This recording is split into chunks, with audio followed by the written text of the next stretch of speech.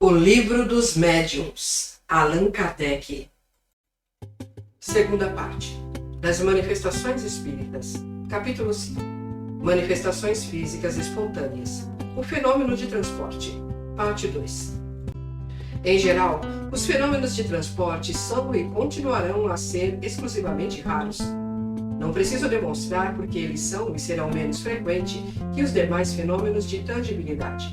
Do que já ficou dito, podeis deduzi-lo.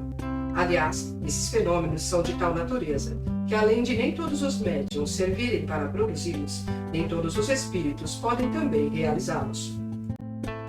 É necessário que exista entre o espírito e o médium uma certa afinidade, uma certa analogia, numa palavra, uma determinada semelhança que permite a parte expansível do fluido perispirítico do encarnado misturar-se, unir-se, combinar-se com o do espírito que deseja fazer o transporte. Essa fusão deve ser de tal maneira que a força dela resultante se torne, por assim dizer, una. Da mesma maneira que uma corrente elétrica, agindo sobre o carvão, produz no foco uma claridade única. Porque essa união, essa fusão, perguntareis, é que, para a produção desses fenômenos, é necessário que as propriedades essenciais do espírito agente sejam aumentadas com algumas das propriedades do mediunizado. Porque o fluido vital, apanágio exclusivo do encarnado, deve obrigatoriamente impregnar o espírito agente.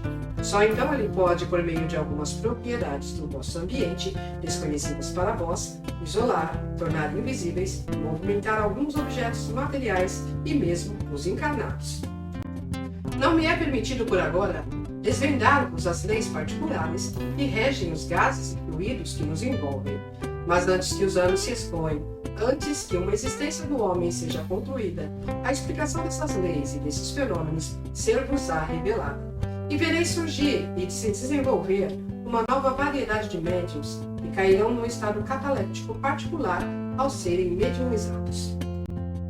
Vede de quantas dificuldades está cercada a produção dos transportes.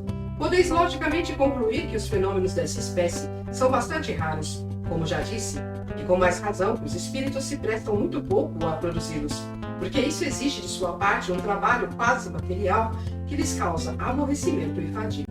Além disso, acontece que muito frequentemente, malgrado sua energia e sua vontade, o estado do próprio médium lhes opõe uma barreira intransponível.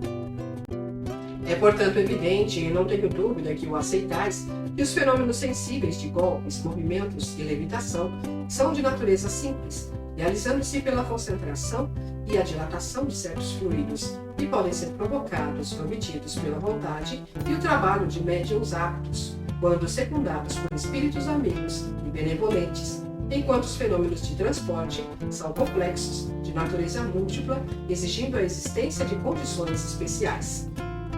Esses fenômenos só podem ser realizados por um só espírito e um único médium, e necessitam, além dos recursos para a produção da tangibilidade, uma combinação muito especial para isolar e tornar invisíveis o objeto ou os objetos a serem transportados.